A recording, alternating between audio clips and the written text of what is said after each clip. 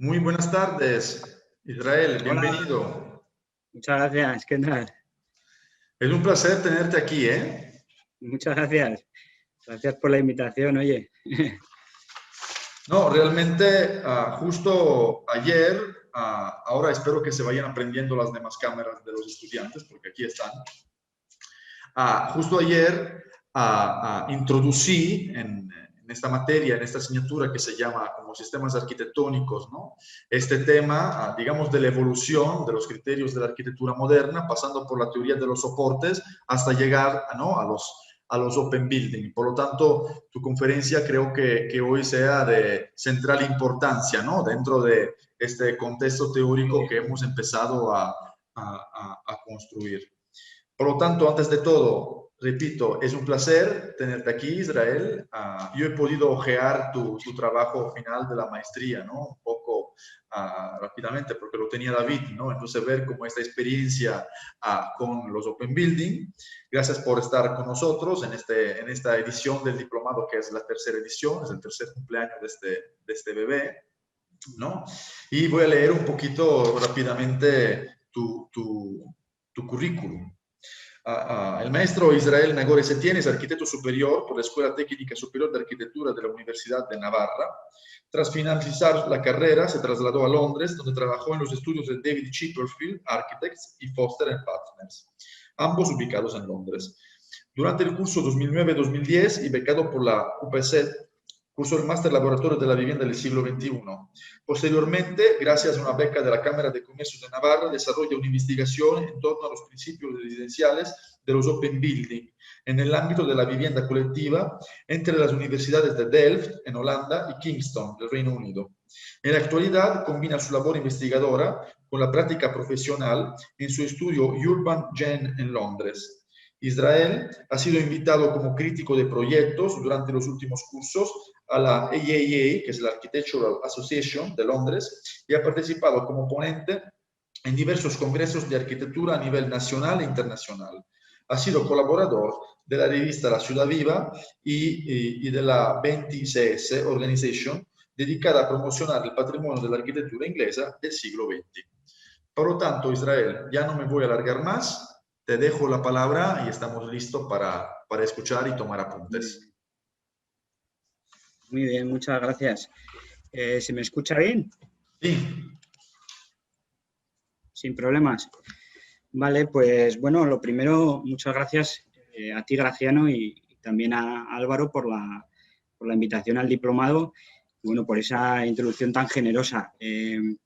A ver, un poco antes de empezar la charla y de poner la presentación, quería un poco continuar, bueno, continuando un poco la presentación que has hecho, poner un poco en contexto la charla, ¿no? Y explicar, bueno, cuál es mi trayectoria un poco en relación a este tema y, bueno, y de dónde viene mi interés, ¿no? Bueno, como has comentado, yo hice el máster de la vivienda en el año 2009, que creo que fue, me parece que fue el año anterior al que estuviste tú, y justo el año anterior, en el año 2008, había estado John Bracken en el máster, ¿no? Que Bracken, bueno, para los que no estéis familiarizados con el tema, es el arquitecto teórico holandés que un poco desarrolla estas teorías en los años 60, ¿no? Y bueno, un poco leyendo bibliografía sobre Bracken y sobre el máster, pues bueno, fui profundizando en el tema y ya durante el máster hice la tesina en base a estas teorías y después, al acabar el y tuve la oportunidad de desarrollar la investigación en mayor profundidad en Holanda, ¿no? Y de conocer algunos casos de estudio ya más de primera mano, ¿no? Entonces es un tema pues que, bueno, desde entonces terminé el trabajo de investigación en el año 2012 y desde entonces pues más o menos de forma intermitente he mantenido el contacto con el mundo académico, pues o publicando artículos y en ocasiones dando charlas, ¿no? Entonces es un tema bueno, que me interesa mucho, me apasiona y que creo que además es fundamental para entender la la complejidad de la vivienda, ¿no? Bueno, esto era un poco para poner en contexto la charla y un poco, bueno, de dónde viene mi interés por el tema, ¿no? A ver, voy a compartir pantalla. No sé muy bien. Abajo te dice compartir pantalla, share screen. Exactamente, ahora ya le estás compartiendo. Entonces, ¿podéis ver la presentación? Exactamente, sí. Vale, muy bien.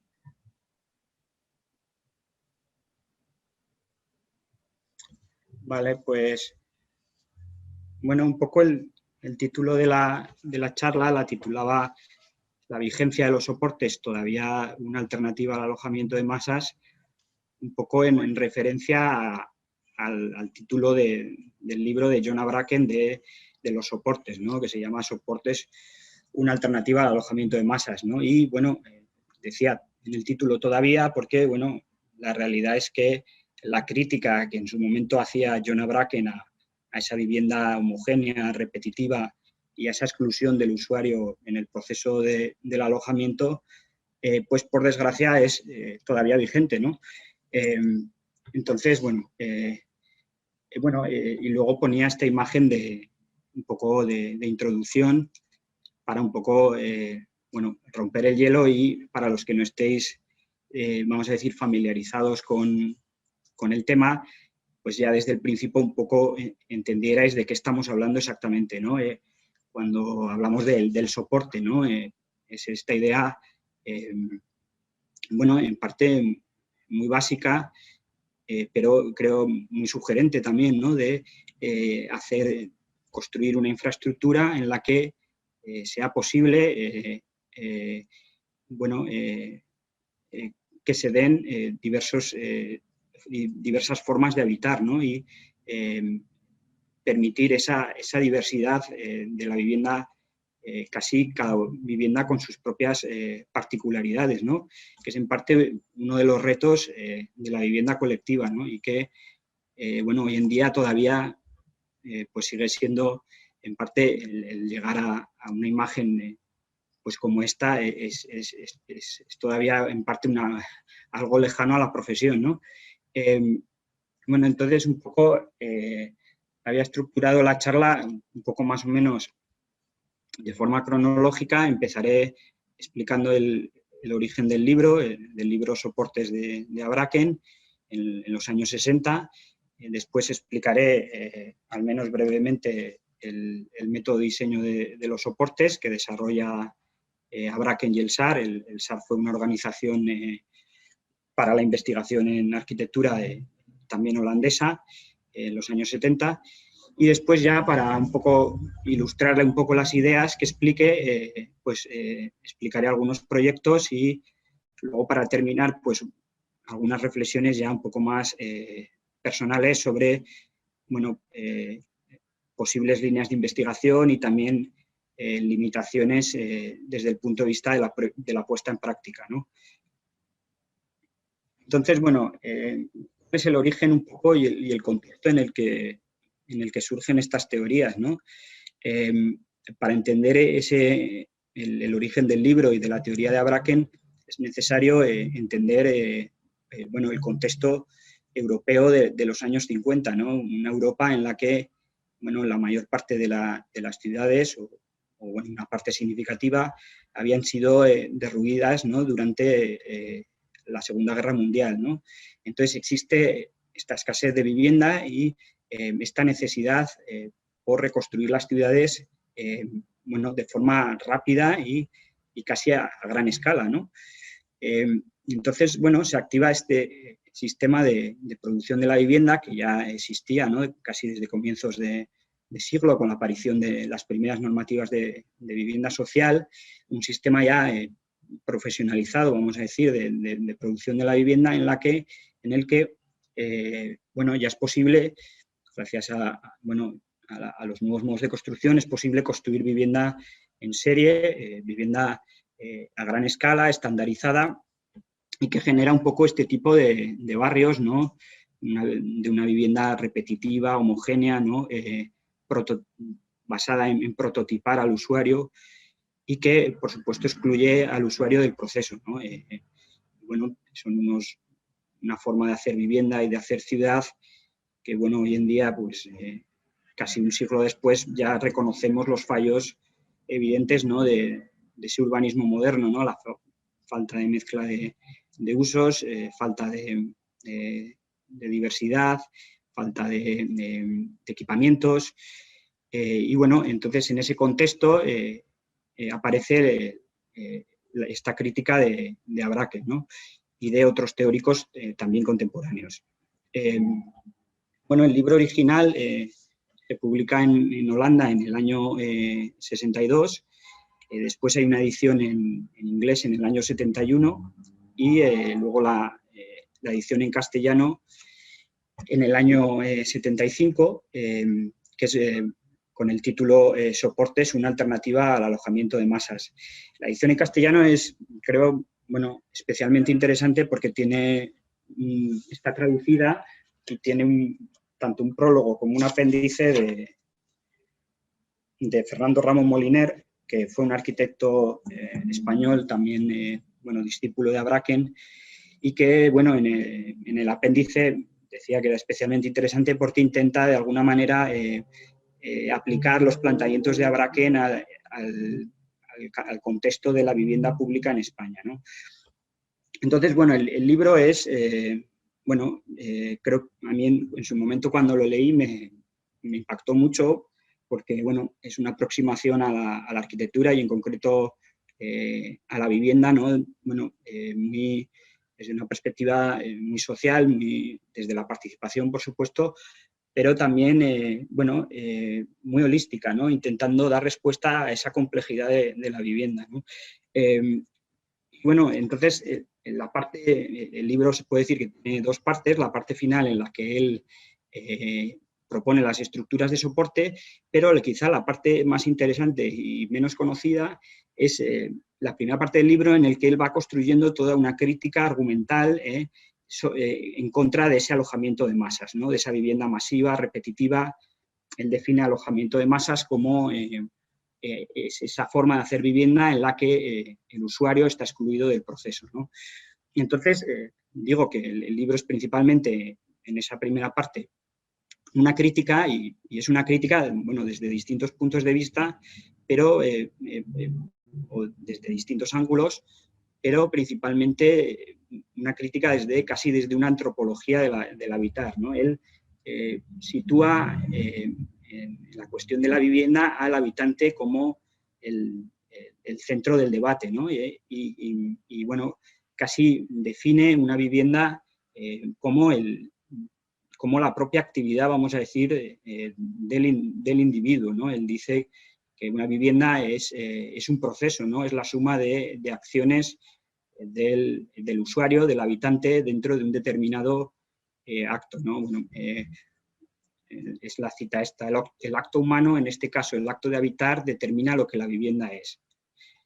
Pero esta verdad no tiene sentido con el alojamiento de masas, ¿no? Bueno, y luego esta frase que creo que es muy contundente, ¿no? Y cómo que te hace pensar, ¿no? Cómo van a predeterminarse necesidades que solo serán evidentes con la actividad del individuo que hay que alojar, ¿no? O sea, esto que resulta una obviedad tira por tierra la forma de proceder y cómo proyectamos y construimos vivienda, ¿no? Es decir, nosotros arquitectos, ¿cómo podemos o cómo pretendemos diseñar vivienda si no conocemos el usuario que va a entrar a vivir a posteriori, ¿no? Bueno, pues eso, tira por tierra la forma de operar y el funcionamiento de producción de la vivienda que hemos tenido durante los últimos 100 años, ¿no? Y bueno, el libro pues, es bastante crítico también con la propia profesión y el sentido de autoría que hay en la profesión y, bueno, critica a Le Corbusier, en concreto, pues, por ejemplo, esa idea, ¿no?, que existe en la profesión de que el arquitecto, pues, bueno, diseñe la vivienda hasta el final, ¿no?, incluyendo, pues, en el caso de Mies van der Rohe, hasta el propio mobiliario, ¿no? Bueno, entonces, había puesto esta cita que me parece interesante del libro porque explica un poco cómo Abraken define lo que es una vivienda, ¿no?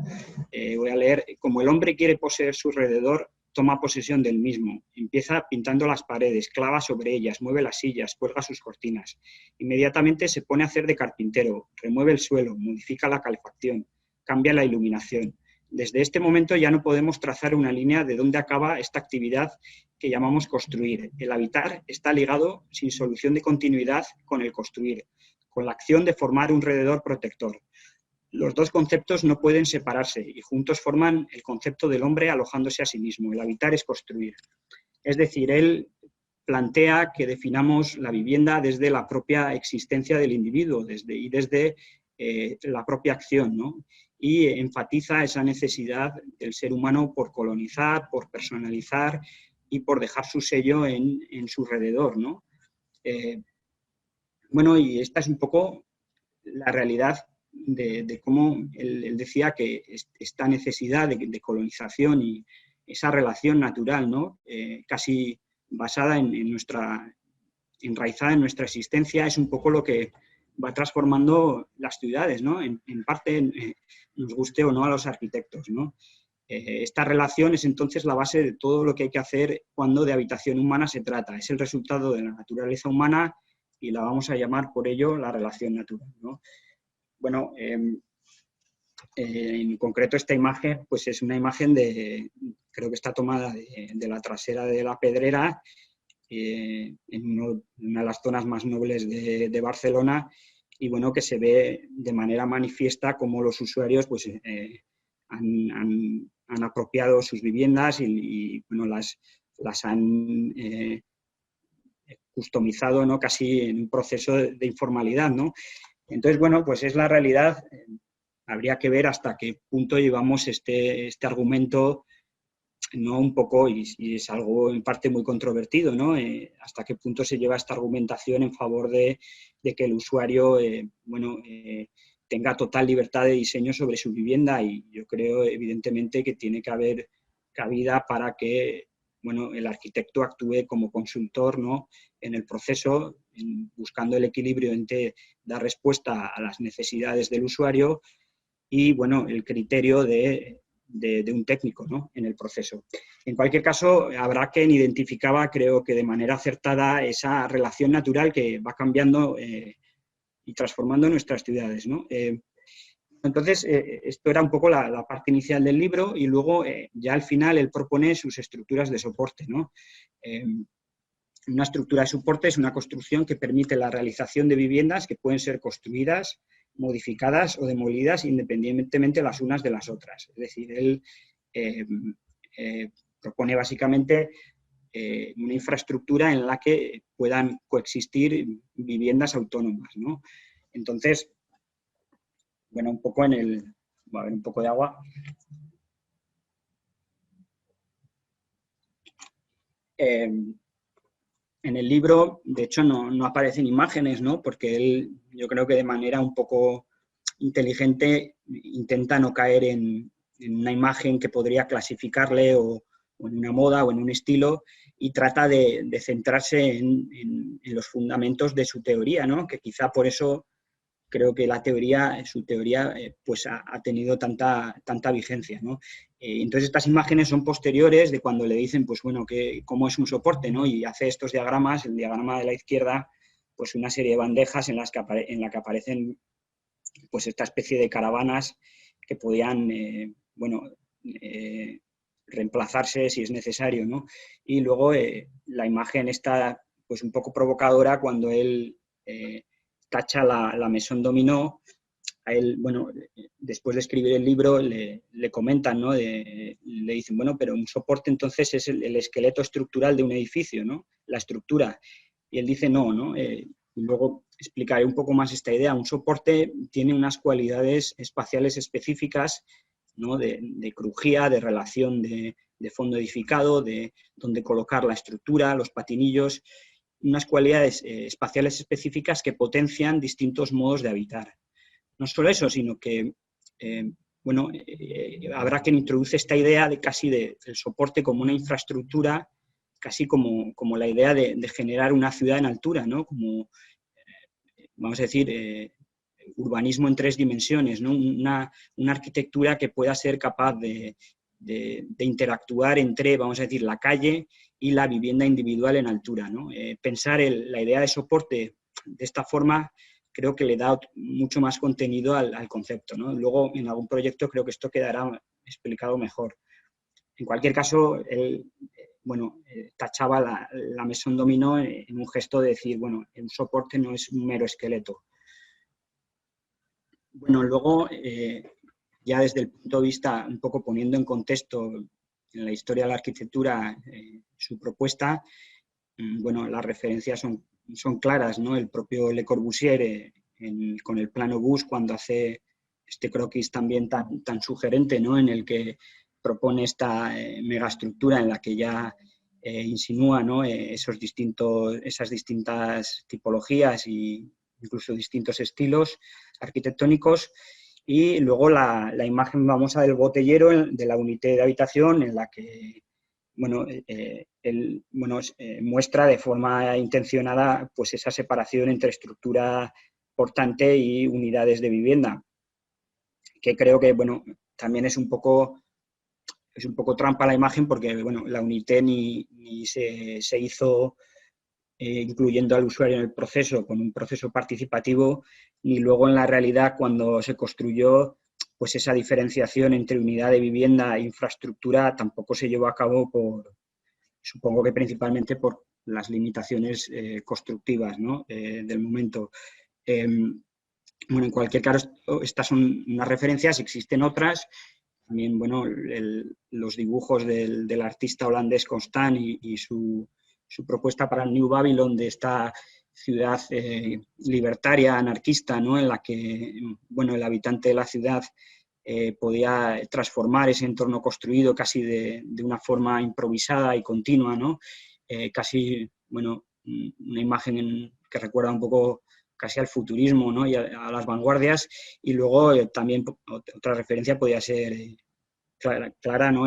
La ciudad espacial de Jonas Friedman, con sus estructuras que colonizaban París, ¿no? Que podían ser apropiadas, ¿no? Luego, existen otros proyectos. Esto lo estoy explicando un poco,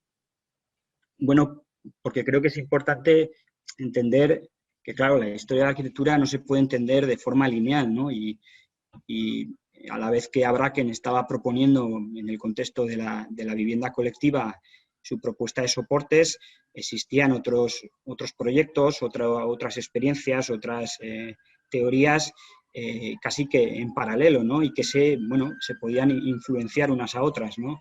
En parte, pues el concepto de soporte, pues casi se puede entender como, o debería entenderse, creo, más allá del contenido del que le dotó a Bracken, pues creo que debe entenderse casi como algo que pertenece a la disciplina, ¿no? Y casi como un arquetipo perteneciente a la cultura arquitectónica, ¿no? Que ha tenido pues diferentes versiones, diferentes adaptaciones, y que seguramente si quisiéramos construir una historia o una genealogía del arquetipo del soporte, pues habría que incluir, por supuesto, a Bracken como una parte fundamental, pero también toda una serie de proyectos que se realizaron en paralelo, y a veces incluso algunos de ellos desconocidos, ¿no?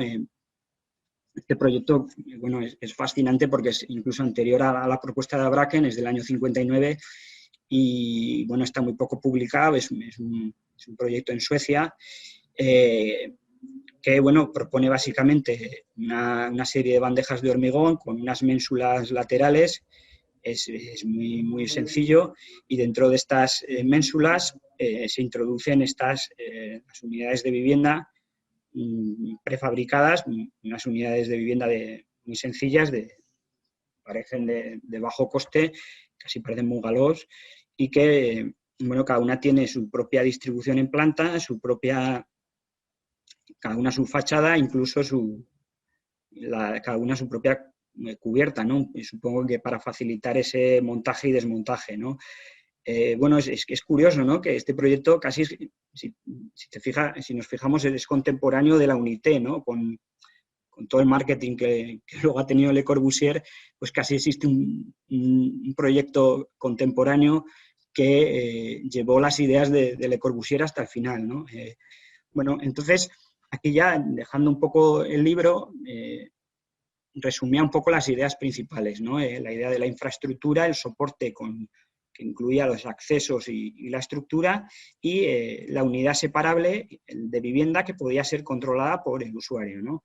Entonces, se busca responder a esas tres cuestiones. La vivienda debe ser diversa, la posibilidad de transformación, es decir, al separar la infraestructura del relleno, es posible realizar transformaciones en la vivienda sin que esto afecte a la unidad infraestructural.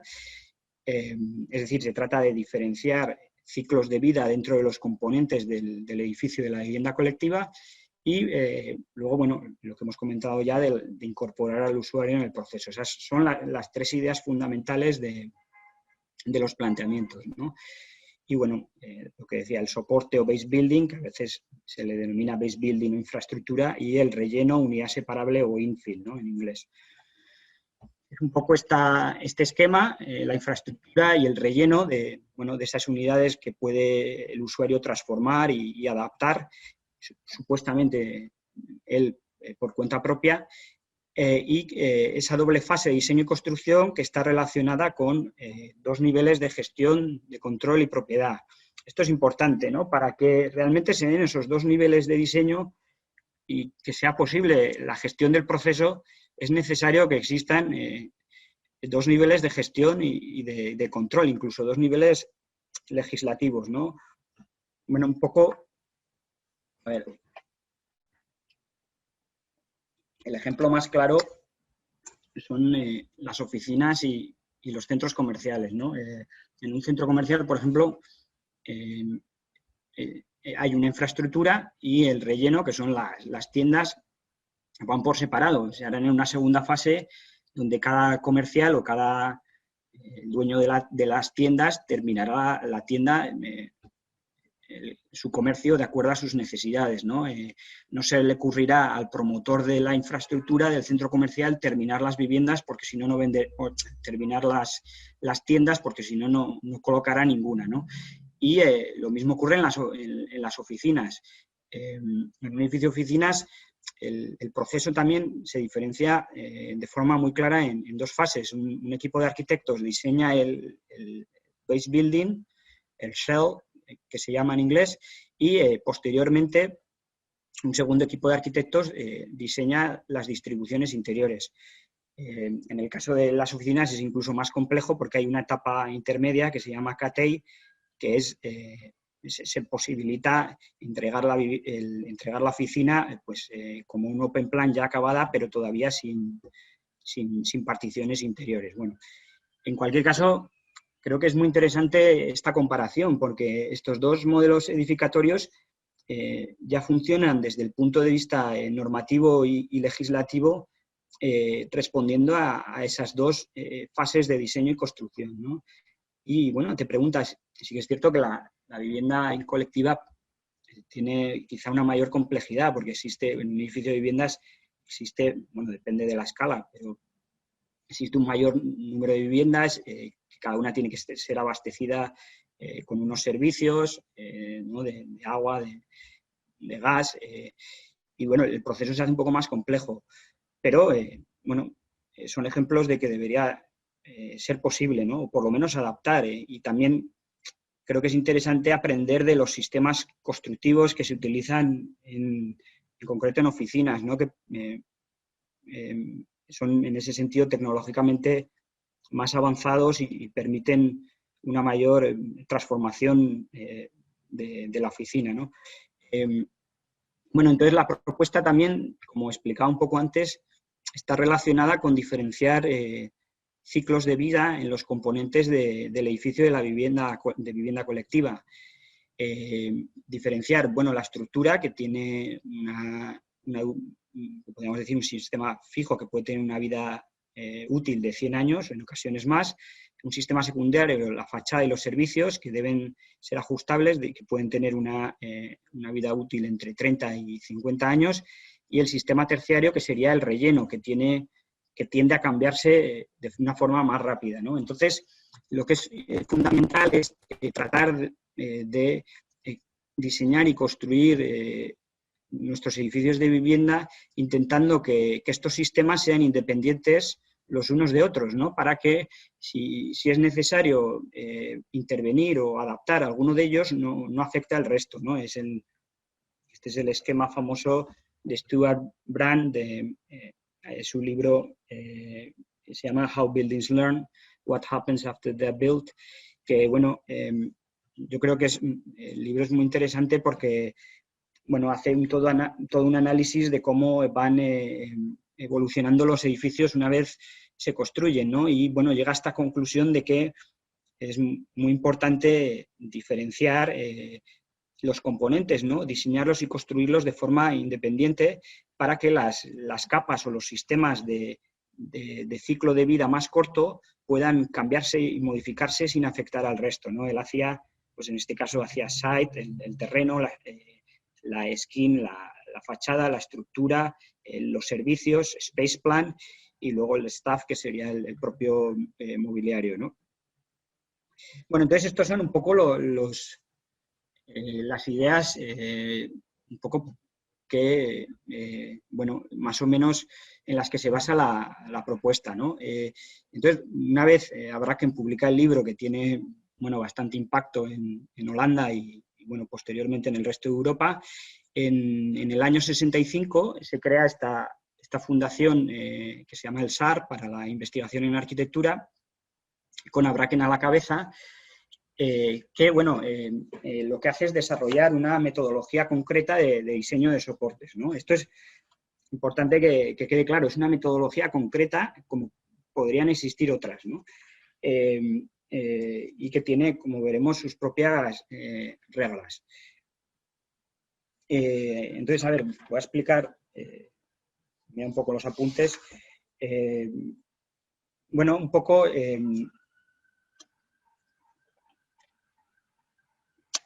el sistema de lo que plantea el SAR, ¿no? Que su propuesta era, pues, muy ambiciosa, porque más allá de involucrar arquitectos, pues trataba de alguna forma de cambiar el sistema de producción de la vivienda, introduciendo también a la industria, ¿no?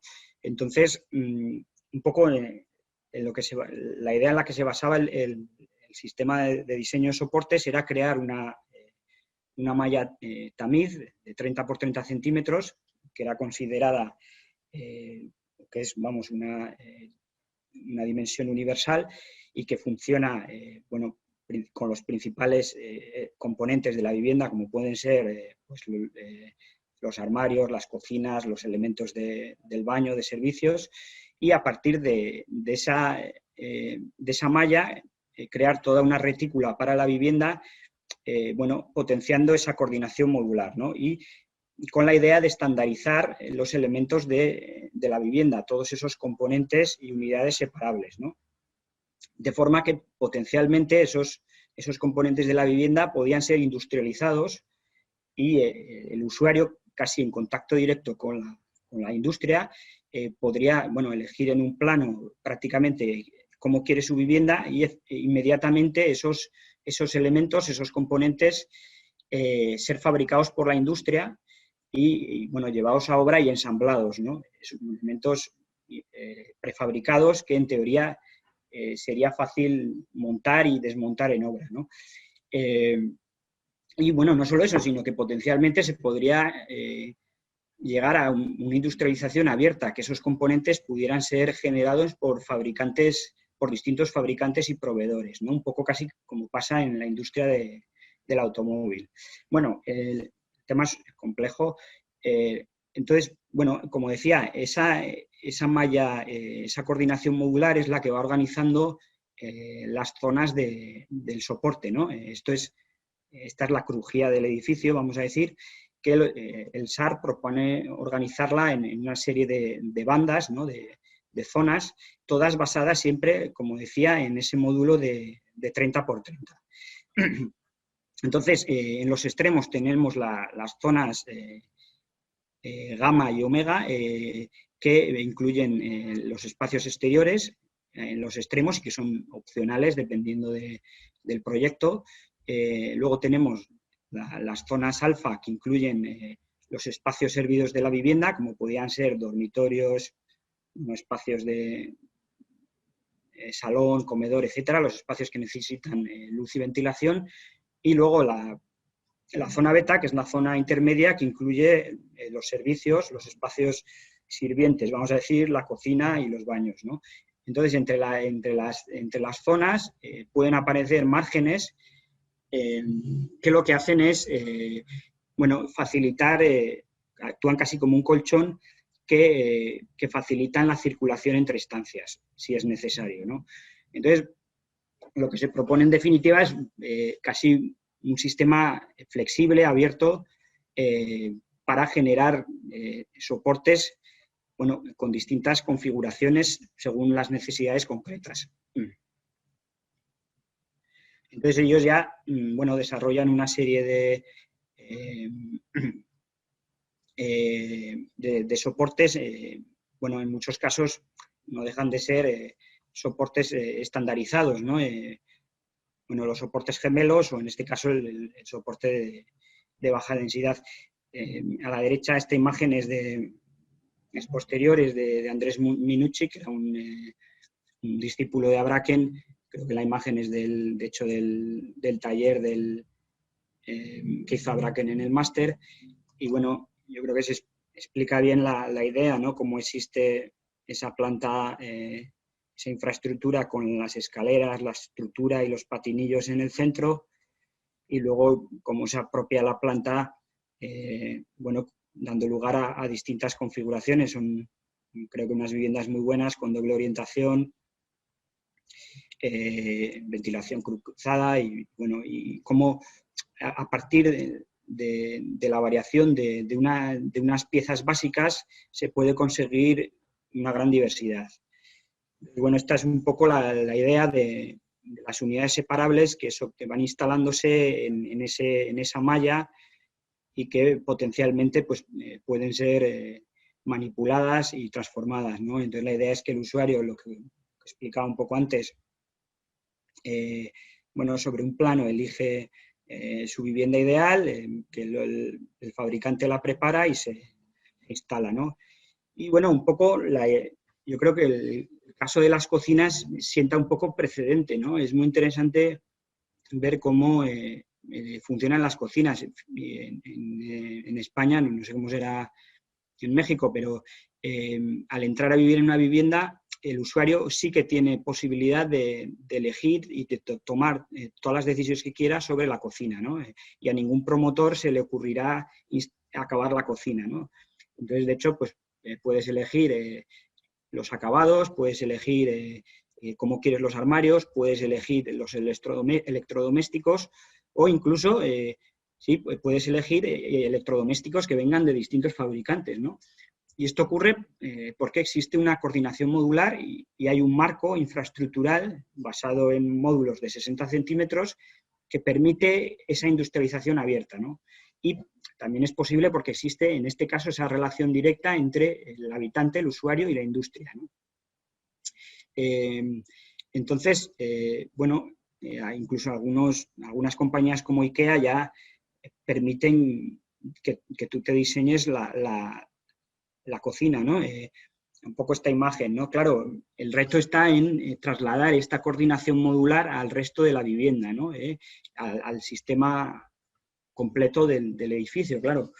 Esto no es tan sencillo, ¿no? Porque no siempre, para empezar, es posible que esa coordinación modular y, vamos a decir, esa malla, podamos proyectar el edificio siguiendo esa malla tan rígida, ¿no? Por diferentes cuestiones, ¿no? Por condicionantes del solar, urbanos, incluso a veces por condicionantes funcionales, ¿no? Que tenemos los arquitectos a la hora de proyectar.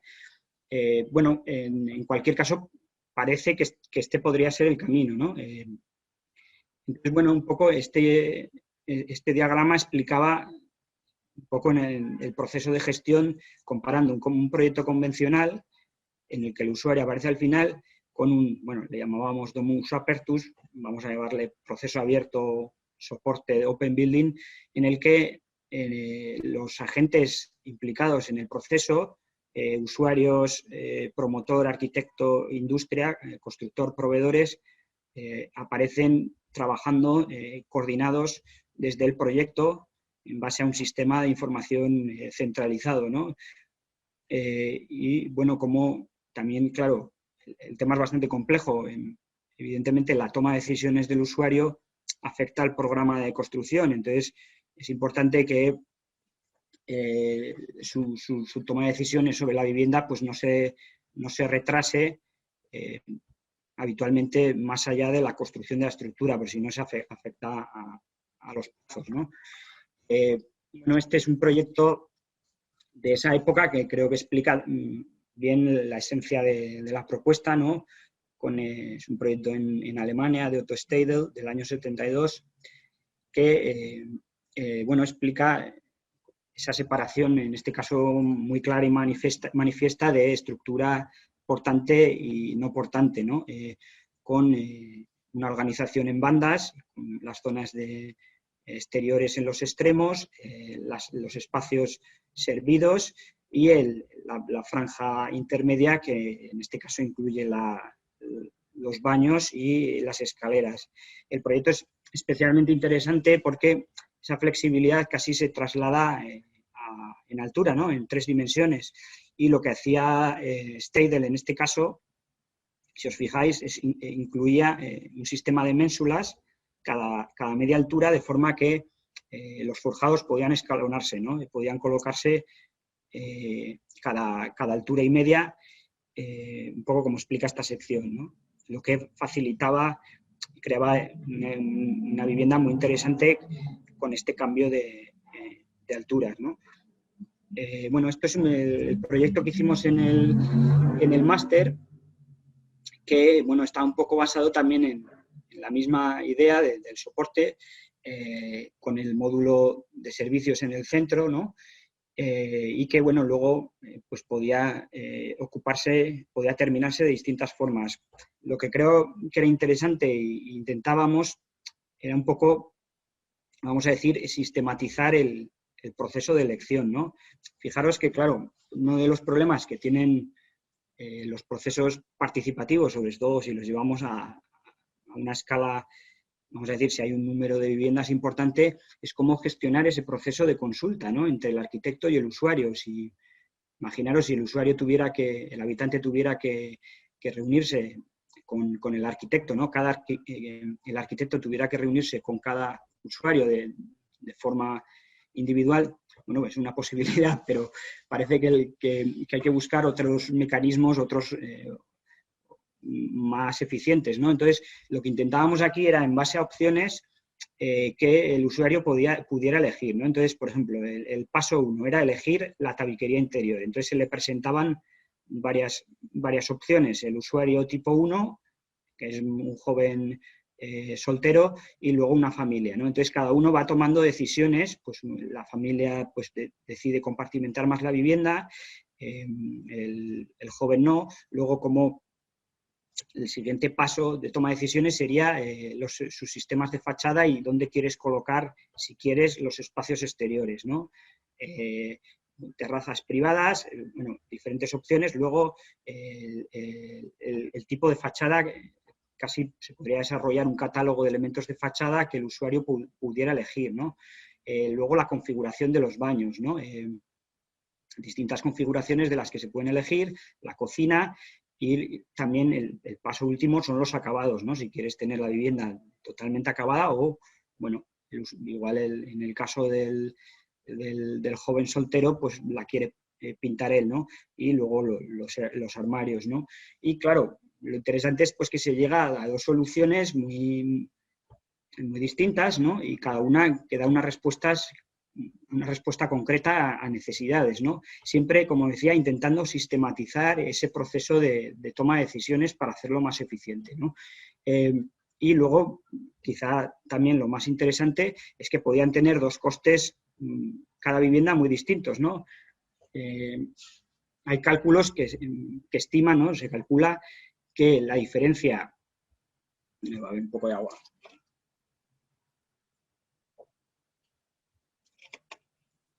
Decía, la diferencia que entre, vamos a decir, una vivienda totalmente acabada, como puede ser esta, o una vivienda sin acabar, pero que pueda garantizar una primera ocupación y unos estándares de habitabilidad, la diferencia en coste puede ser de un 25%. Entonces, claro, imaginaros, es un recurso pues muy bueno para tratar de proveer vivienda social asequible, ¿no? Y que sorprende que, por ejemplo, en España, pues este recurso todavía no se utiliza porque la normativa dice que no es posible otorgar la célula de habitabilidad de un espacio vacío sin compartimentar, ¿no? Entonces, claro, aquí ya pues, se podría establecer un debate sobre este tema y sobre la voluntad de la Administración, supongo, de controlar el proceso, ¿no? Y seguramente de evitar el uso, no sé, especulativo de un usuario, un promotor podía hacer de un espacio vacío, ¿no? Que lo podría intentar sacar un montón de dormitorios o, bueno, entonces, claro, a mí me parece que ese control de la Administración en parte ha llegado, bueno, demasiado lejos, ¿no? Y que tendría que existir esta posibilidad de entregar una vivienda vacía, ¿no? Quizá, bueno, se podrían introducir, no sé, mecanismos de control del proceso, quizá postventa, ¿no? Que se entregue un espacio vacío y que el usuario quizá, después de ocuparlo, no sé si unos meses después, tenga que entregar un plano de cómo ha ocupado, de la reforma que ha llevado a cabo o cómo ha ocupado el espacio. Bueno, supongo que es complejo porque, claro, la propia ley ya también tiene su trampa, pero bueno, en cualquier caso, esta es un poco la idea, ¿no? Cómo quiere su vivienda, un poco hecha. Y bueno, a ver, este proyecto, creo que lo explicó el otro día Josep María. Bueno, un poco, siguiendo un poco el esquema de la charla, ya hemos explicado el libro de los soportes, hemos explicado el SAR y ahora ya estamos entrando en explicar algunos proyectos que ilustran la propuesta, ¿no? Entonces, bueno, este es uno de los proyectos más emblemáticos y, bueno, más impactantes que explican, yo creo que bien la idea, ¿no? Básicamente se podría definir como una ciudad en altura, ¿no? Un sistema de forjados que están interconectados por un sistema de galerías y de escaleras de puentes, y en esos forjados pues se van colocando las viviendas. En este caso se dio un poco lo que comentaba antes del proyecto de las oficinas, ¿no? El base building lo diseñó un equipo de arquitectura, un estudio, y luego cada una de las viviendas pues las diseñaron, creo que 13 estudios de arquitectura distintos, ¿no? En este caso, por lo que tengo entendido, la participación tuvo un segundo plano, en el sentido de que, por lo que entiendo, las viviendas las diseñaron los estudios de arquitectura en base a una serie de parámetros, pero en ese momento no se conocía a los usuarios finales. No obstante, sí que es cierto que lo que ocurre, o sea, este es un edificio de la compañía de gas de Osaka, y parte es un experimento, y los inquilinos, que son trabajadores de la compañía, se van renovando cada 5 años, ¿no? Entonces, lo que sí que ocurre es cada vez que entra un ciclo nuevo de inquilinos, tienen la posibilidad de cambiar las viviendas, ¿no? Un poco utilizando ese sistema de elementos de relleno transformables, ¿no? Bueno, entonces, bueno, creo que el proyecto también explica un poco esa idea que comentaba antes, del soporte, como esta idea de una infraestructura que interactúa, ¿no? Casi entre lo que es la calle y el hábitat individual, ¿no? Casi estos espacios intermedios pueden entenderse casi como una ciudad en altura, ¿no? Y pensar el proyecto de vivienda desde esta perspectiva, desde el diseño del soporte, cambia un poco la forma de aproximarnos, ¿no? a la vivienda colectiva. Bueno, no sé si quería comentar algo más. Bueno, más imágenes de la industrialización y de los elementos prefabricados y de, bueno, cómo se introduce la vegetación en el conjunto y el sistema de galerías, ¿no? Bueno, es un edificio que es muy interesante y, bueno, quizá uno de los puntos más interesantes sea, bueno, el énfasis en la cuestión tecnológica, ¿no? Este es un proyecto que creo que tiene otros matices, pero que también es también muy interesante, son las viviendas de Frei Otto y de Hermann Kendel en Berlín. Bueno, es un proyecto, bueno, ya lo veis, son 3 estructuras de hormigón sobre las que los usuarios, un proceso de participación muy intenso, en este caso, pues diseñaron sus viviendas, ¿no? En colaboración con los arquitectos.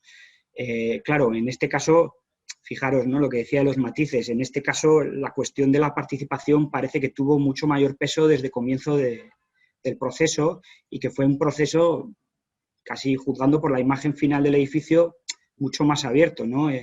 Casi esta idea de la industrialización abierta y de la construcción abierta que explicaba, se da realmente en este proyecto. Cada elemento que compone las fachadas, ¿no? de cada una de las viviendas proviene de un fabricante y de un proveedor distinto, ¿no? Y bueno, el proyecto creo que es muy sugerente porque bueno, explica la esencia de la propuesta, ¿no? Y te hace pensar un poco, pues, sobre lo que quizá debería ser la vivienda colectiva, ¿no? Aunque es cierto que cuesta imaginarse, ¿no? Una ciudad a base de edificios de este tipo, pero bueno, te hace pensar, ¿no? Si el edificio de vivienda colectiva, quizá en lugar de ser esta imagen que tenemos un poco ¿no? del edificio que tiene una fachada formal, ¿no? Que representa la colectividad en base a unos criterios, bueno, estéticos o compositivos, ¿no? De una fachada neutra de ventanas, pues bueno, sí, quizá el edificio de vivienda colectiva podría ser este collage de elementos, ¿no? Que represente, pues, esa suma de individualidades y de voluntades y los deseos de los usuarios, ¿no? Bueno, el proyecto es muy interesante, ¿no? En este caso, claro, también fijaros cómo ese rigor dimensional y ese criterio dimensional que tenían los soportes del SAR y las bandas, en este caso no se dio. Parece que fue, pues, un proceso más libertario, más anárquico, ¿no?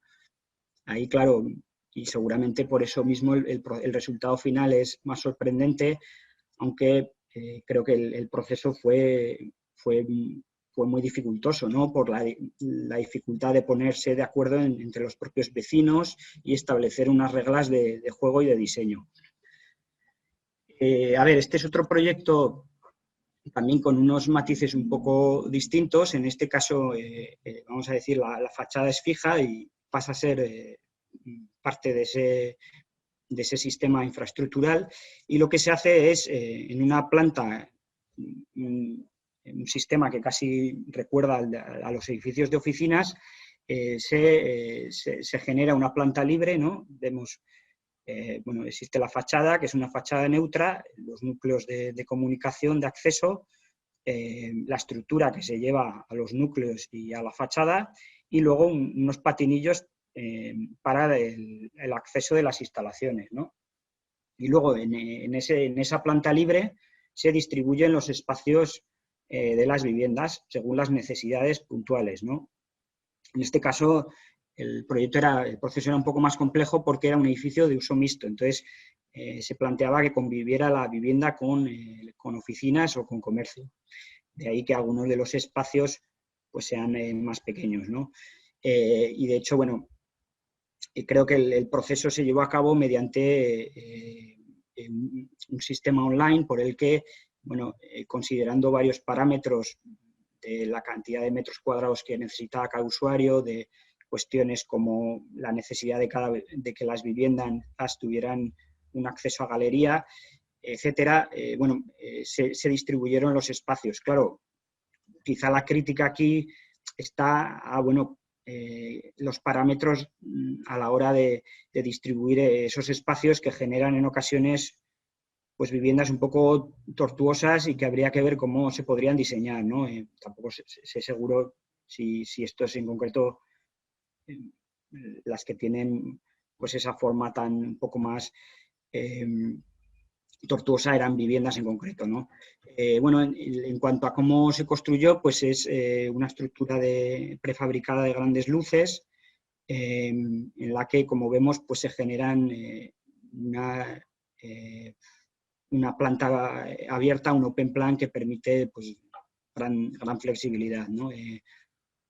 Bueno, este es otro proyecto también muy interesante en Helsinki, se llama Tila Lofts, del año 2011, que, bueno, el edificio básicamente son una superposición de viviendas dúplex que se accede por una galería exterior y que se entregan, pues eso, inacabadas, ¿no? En este caso lo que se hace es, se entregan dos núcleos que son los baños y una viga perimetral que recorre todo el perímetro de la vivienda para que el usuario pueda instalar en una segunda fase un forjado en altura, ¿no? Para que empiece a compartimentar la vivienda. Es una propuesta muy sencilla, pero que funciona muy bien también en esta idea de, bueno, que para una primera habitabilidad quizá no sea necesario que la vivienda esté totalmente acabada, ¿no? Entonces, bueno, todas las distribuciones que se iban dando a partir de, bueno, esta sería la planta de infraestructura de soporte y el relleno, ¿no?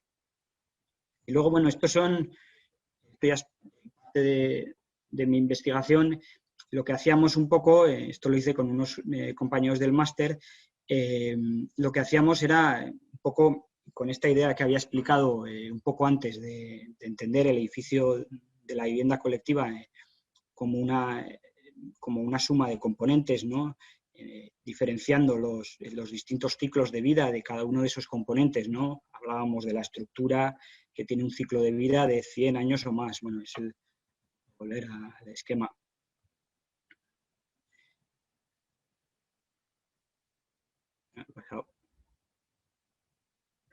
Un poco de este esquema, ¿no? De diferenciar los distintos componentes de un edificio de vivienda colectiva, la estructura, la fachada y el relleno, lo que planteábamos era desarrollar una serie de dispositivos o de herramientas de diseño que permitieran diseñar teniendo en mente esta idea del soporte y de la vivienda abierta, ¿no? Entonces planteábamos una serie de dispositivos, bueno, pueden llamarse herramientas de diseño, con distintos dispositivos de propuestas, ¿no? Para enfatizar o para potenciar esa idea de la flexibilidad, ¿no? Y que cada uno de los dispositivos surgía un poco de los proyectos que habíamos analizado, ¿no? Entonces, bueno, estructura prefabricada de grandes luces, una malla tridimensional estructural, bueno, diferentes dispositivos, y luego también estos eran de estructura y estos eran de fachada, ¿no?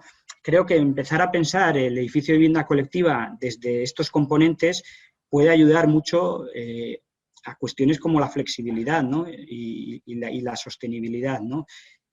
También un poco en relación también a la propuesta propia original de Abraken de diferenciar la infraestructura de las unidades separables, ¿no?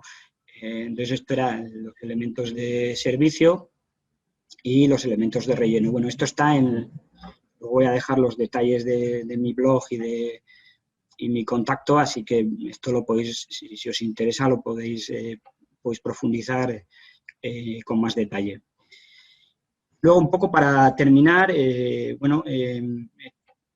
puesto una serie de reflexiones, sobre las principales limitaciones de la puesta en práctica de los procedimientos y de los procesos abiertos, ¿no?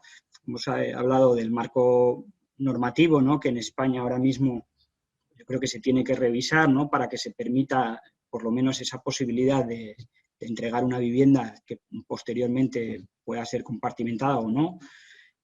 Luego, cuestiones relacionadas con la gestión y organización del proceso, es decir, lo que comentaba de la necesidad de reajustar la organización de los procesos edificatorios y el sistema de relaciones, ¿no?, que existe entre los agentes del proceso. Es decir, en la actualidad el usuario está totalmente excluido del proceso, ¿no? Y bueno, existe un sistema ya de relaciones ya muy asumido por todos, constructores, promotores, industria a otro nivel políticos, que asume que el usuario no es parte del mismo, ¿no? Entonces, es difícil cambiarlo a no ser que hay una voluntad real por parte de las partes de introducir al usuario, ¿no? Y en principio los agentes de la edificación no quieren cambiar su forma de trabajar. Bueno, si sobre todo les va bien y hacen dinero con esa forma de trabajar, ¿no? Luego, otra reflexión sería los modelos de promoción de la vivienda. Claro, todo este tipo de procesos abiertos y participativos es difícil imaginarse que puedan darse desde un modelo de promoción de la vivienda privado, ¿no?, que es en España y en Reino Unido todavía peor, es el modelo de promoción de la vivienda principal, ¿no?, el modelo privado. Es difícil imaginarse que un promotor privado pueda tener un interés en involucrar a los usuarios desde el principio y desarrollar un proceso de participación que, queramos o no, es más en principio implica invertir un mayor tiempo y gestionarlo. Es difícil que vaya a estar interesado en esto, a no ser que, bueno, que le vea unas ventajas de sacar un cierto beneficio, a no ser, digamos, que el mercado quizá pueda demandarlo. Si quizá existiera una demanda de participación por parte de la ciudadanía, ¿no?, como existe en otros objetos o en otros ámbitos de la vida, si existiera esa demanda de participación y los usuarios demandaran el poder personalizar y participar en su vivienda, quizá la promoción privada tuviera que adaptarse. En cualquier caso, yo creo que es difícil plantearse ese escenario y por otros motivos yo desconfío en general de la lógica que mueve a la promoción privada en el mercado, ¿no?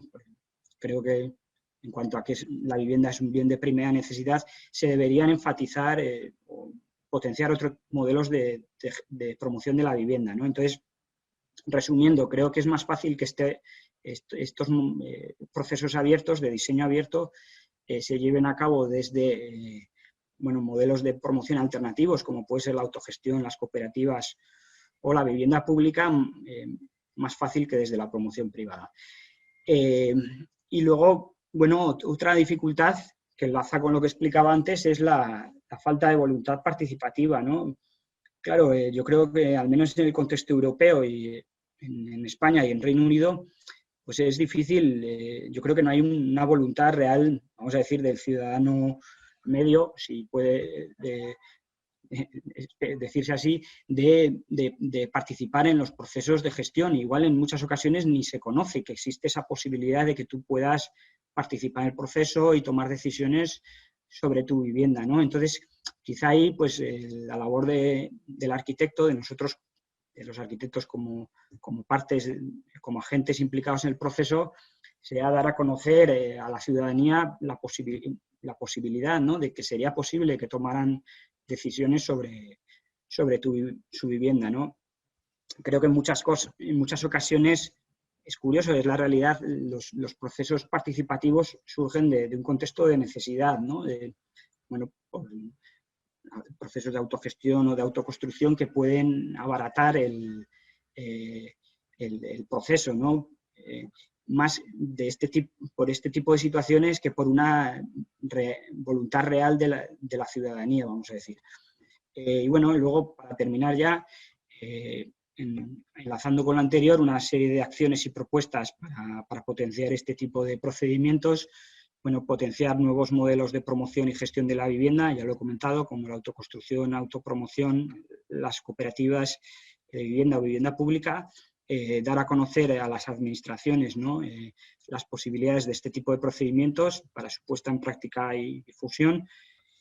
promover lo que decía, una mayor conciencia y voluntad participativa, dando a conocer experiencias de este tipo entre la ciudadanía, divulgar los procesos de diseño abiertos desde la enseñanza y el contexto académico. Esto también es muy importante porque, sorprendentemente, pues muchas de estas cuestiones no se estudian en la universidad, ¿no? Lo que he explicado hoy. Y luego promover, también lo he comentado, promover una mayor cooperación y coordinación entre los agentes implicados en los procesos edificatorios. Y bueno, eso es todo. Ese es mi mail y este es mi blog. Bueno, si tenéis alguna pregunta o queréis contactarme, me podéis contactar en ese mail. Y muchas gracias. Gracias a ti, Israel. Ha sido muy interesante escucharte, ¿no? Esta reflexión y estas citaciones muy contundentes, ¿no? Que pusiste de Abraque, ¿no? Que criticaba cómo esta forma masiva de hacer la vivienda, ¿no? Me quedé con esta frase, es porque como van a predeterminarse necesidades que solo serán evidentes con la actividad, ¿no? O que cada individuo va a tener cuando se va a alojar, ¿no? Siempre, ¿no? Los arquitectos como que lo queremos diseñar todo, hasta el último acabado, el último espacio, etcétera, y luego nos damos cuenta realmente que a lo mejor se necesita tener otro tipo de enfoque, ¿no? Otro tipo de enfoque que está ligado a esta visión sistemática también de la complejidad, porque plantear estas reglas quiere decir, ¿no? Tener como un abanico, ¿no? Contemplar millones de posibilidades diferentes realmente que se puedan dar. O sea, los procesos son mucho más complejos, ¿no? Y menos de una cierta forma de autor, es decir, no se ve tanto la mano o de una cierta forma del arquitecto, ¿no? Del Le Corbusier o del Mies o de quien sea, ¿no? Sino que es más como plantear las reglas que están detrás de todo este proceso, ¿no? Entonces, dicho esto, me gustaría si alguien quiere aportar algo, quiere preguntar algo a Israel, creo que es interesante, ya que vimos de una cierta forma estos contenidos, los introducimos ayer y con el ejercicio que estábamos haciendo hoy creo que tenga bastante que ver, ¿no?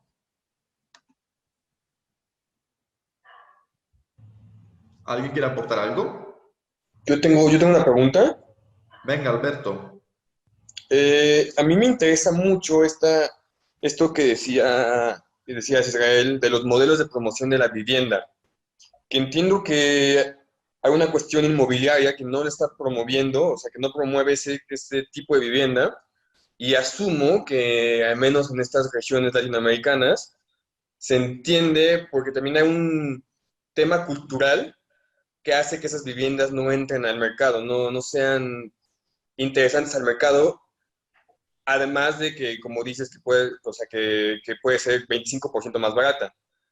Eh, entonces también debería haber un modelo de promoción cultural de la vivienda, un modelo de promoción de un estilo de vida no tan planeado, no tan restringido por mamposterías o por instalaciones. Bueno, a ver, es un tema complejo y seguramente no existe una solución única y posiblemente, dependiendo del contexto, pues unas soluciones puedan ser más adecuadas que otras, ¿no? En el caso concreto de España y en el contexto europeo también pasa una cosa, entregar una vivienda vacía o este tipo de procesos pueden tener una connotación política no muy buena, ¿no? Si se entrega, porque, claro, por desgracia se ve así, ¿no? Parece que son viviendas para pobres, ¿no? Entonces, bueno, es complejo y, como dices, seguramente, y es lo que explicaba, haya que hacer un trabajo de parte de concienciación o de explicar estas posibilidades, ¿no? Y se podría decir lo que comentas de la cultura, ¿no? Un trabajo de inculcar, ¿no? Estas ideas, ¿no? Bueno, ¿por qué no? Esa posibilidad a mí me parece totalmente válida, ¿no? A mí si me dieran esa opción de ocupar una vivienda que posteriormente pudiera yo acabar, la tomaría, ¿no? Y no tiene que ver, por supuesto, con ninguna cuestión de clase o no, ¿no? Bueno, no sé si he respondido a tu pregunta, pero bueno, En cualquier caso, bueno, pueden existir distintas opciones, ¿no? Y seguramente no haya una solución única. Gracias, Israel. Nada. ¿Otras preguntas? Patricia. Pienso que a veces la gente, así como hay gente que quiere participar en el proceso de la construcción del lugar donde va a habitar, hay gente que no se siente capaz, porque no le gusta o porque siente que le faltan algunas habilidades o por pereza de pensar en esas cosas. Y me viene un poco los soportes. Aquí en México se usa mucho en la vivienda, la vivienda de presupuesto bajo y para personas que se les da la oportunidad de tener algo y se dan los pies de casa, que es casi nada más la losa de cimentación con las instalaciones puestas para abrirlas. Y pues veo eso, ¿no? Que hay gente que no se siente con la capacidad de luego levantar una casa de ahí, ¿no? Entonces como que también pienso que esta vivienda, la base de los soportes, pues no es para todos, ¿verdad? No todos tienen la capacidad de luego desarrollarla, ¿verdad? Bueno, yo creo, sí, entiendo tu reflexión. Creo que pueden existir distintos matices o posibilidades a la propuesta. No creo que Abraken no creo que se estuviera implicando necesariamente o se estuviera proponiendo necesariamente la autoconstrucción, que, como dices, implica una serie de requerimientos y una implicación por parte del usuario, bueno, muy importante, ¿no? Puede desarrollarse un sistema de soportes y un proceso abierto sin que el usuario tenga que acabar interviniendo de forma activa, construyendo su vivienda, ¿no? Pueden existir otros matices, puede ser simplemente un proceso en el que tú elijas lo que quieres, ¿no? O tomes una serie de decisiones y también juntándote con otros usuarios, ¿no? Para establecer ciertos lazos de comunidad. Y no necesariamente tiene por qué llevarse a cabo esa autoconstrucción, ¿no? A mí me parece lo interesante de la propuesta, y que lo he intentado un poco explicar, es las distintas versiones y adaptaciones que puede tener esa idea base de la separación, ¿no? Entre soporte y relleno. Bueno, luego a partir de ahí pues puede haber muchas variantes tecnológicas de participación, la autoconstrucción o no. Bueno, no creo que la propuesta esencial de diseño tenga que tener un desarrollo concreto, ¿no? Y que quizá eso hace, creo, la propuesta más interesante y más flexible. No, de hecho, la cosa interesante de lo que dice Israel es que al final, digo, por un lado hay esta cosa del que es más barato para el desarrollador, ¿no? Para el promotor, para quien lo construye, en el momento que lo va a construir, ¿verdad? Y luego, por otro lado, que al final, digamos, de una cierta forma, ya poniendo estas reglas como reglas básicas, todo tipo de persona que quiere entrar a este tipo de forma de vivir, por así decirlo, tiene la posibilidad con su arquitecto, es decir, con un arquitecto de la misma empresa que construyó el edificio o con otro arquitecto que va a contratar, ¿no? De poder diseñar esta superficie de la forma más libre, por así decirlo, para responder a sus necesidades, ¿no? Sin tener, o sea, no creo que en el Solid 11, esos proyectos, no hay el tema de la autoconstrucción, allí nadie construye.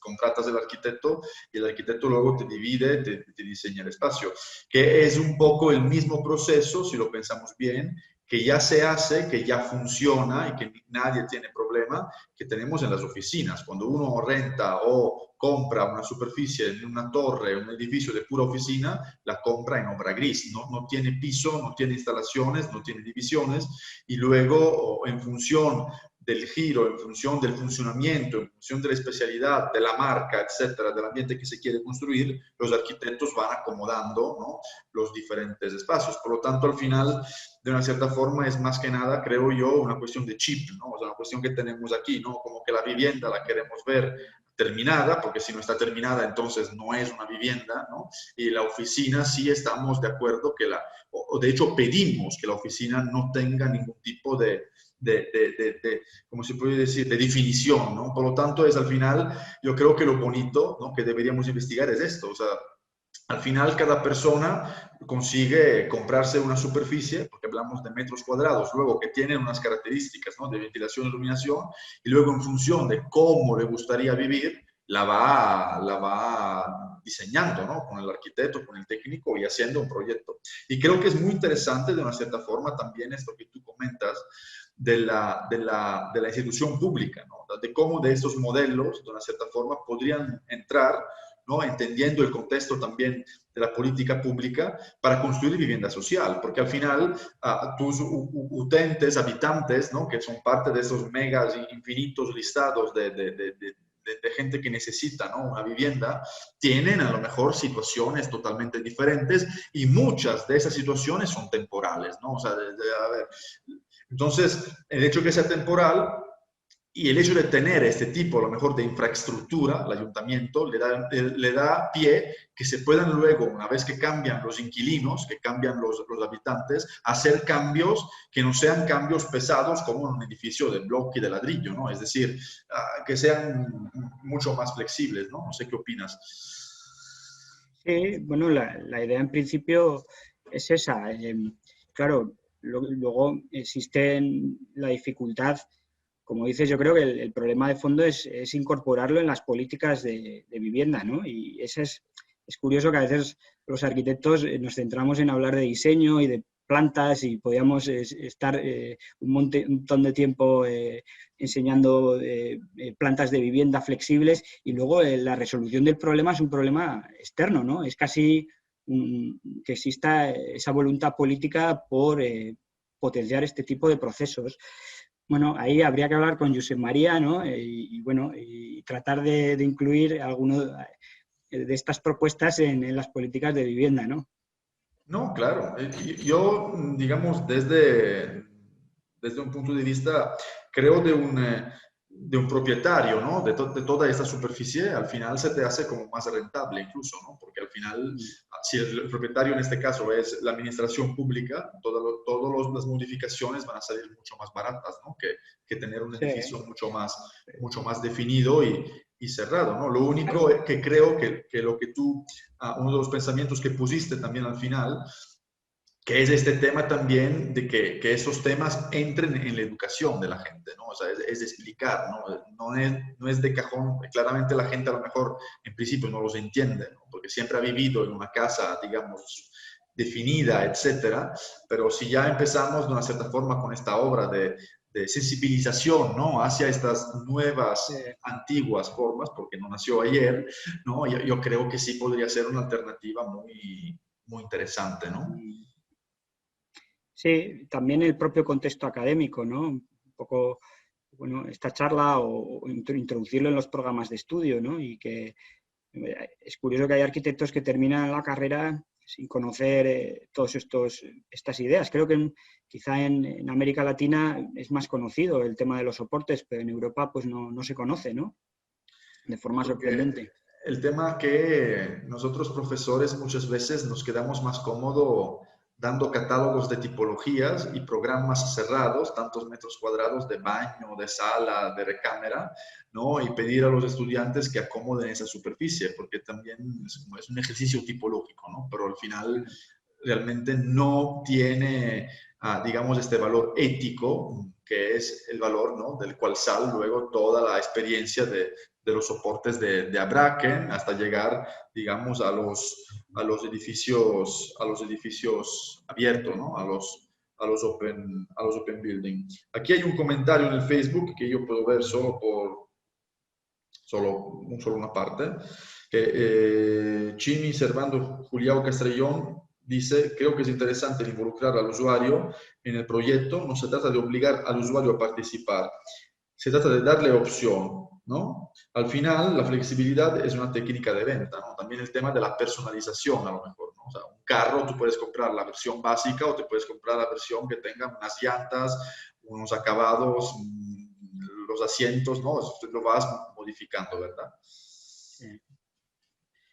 Bueno, claro, cuando hablamos de participación es curioso, es un término un poco muy vago, ¿no? ¿Qué hablamos cuando hablamos de participación, ¿de qué nos estamos refiriendo? Podríamos hablar de los procesos participativos los pioneros más radicales que daban total libertad al usuario y que el arquitecto no intervenía en el proceso y que generaban algunos diseños y algunas plantas, que, bueno, que si las vemos con los ojos críticos del arquitecto, ¿no? Pues aparecían todo tipo de disfunciones, ese sería un extremo, y luego desde ahí a la no participación pues puede haber muchos matices, ¿no? Puede funcionar en base a opciones, puede la participación incluso hoy en día digital, que tú puedas participar, no he hablado del tema en la charla, pero hay algunos proyectos en los que la participación y la toma de decisiones ya se gestiona online o por medio de softwares en los que los usuarios incluyen sus preferencias y bueno, se define la vivienda a partir de esa elección, ¿no? Eso es participación también, ¿no?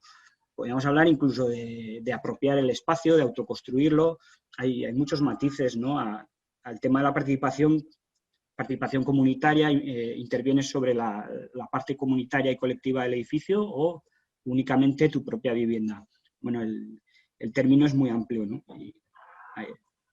El término es muy amplio y nosotros arquitectos, tanto profesionales como académicos, tenemos esta responsabilidad, ¿no? De entrar dentro de un discurso mucho más sistemático, amplio y realmente de entender todas las diferentes posibilidades, ¿no? Saliendo de este determinismo mecanicista, ¿no? De la producción, digamos, de la vivienda, ¿no?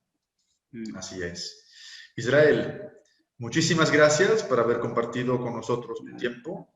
No sé qué hora es ahora allí en Londres, pero más o menos. Las 8 de la tarde. Bueno, ya, listo para ir a cenar. Un abrazo muy grande, Israel, y espero verte pronto. Muy bien, muchas gracias. Gracias a todos por la atención y si tenéis alguna pregunta me escribís, ¿vale? Muchas gracias. Muchas Gracias, gracias. Israel. Hasta luego. Gracias. Adiós. Bye, bye. Bueno, entonces, ustedes tienen trabajo para la semana que viene, porque habéis visto que la conferencia ha sido muy interesante. Espero que la clase de ayer con las revisiones de los textos haya aclarado dudas, ¿sí? Hemos entrado en este mundo de los sistemas, entonces a partir de aquí es abrir la mente y volar altos, ¿ok? Buen fin de semana, que estéis muy bien, felices. Nos vemos la semana que viene con mucho más trabajo y atención, colocar todo el material en el Drive antes de la clase. Muchísimas gracias por vuestra atención. Hasta luego. Gracias. Buen fin de semana. Gracias. Gracias. Bye.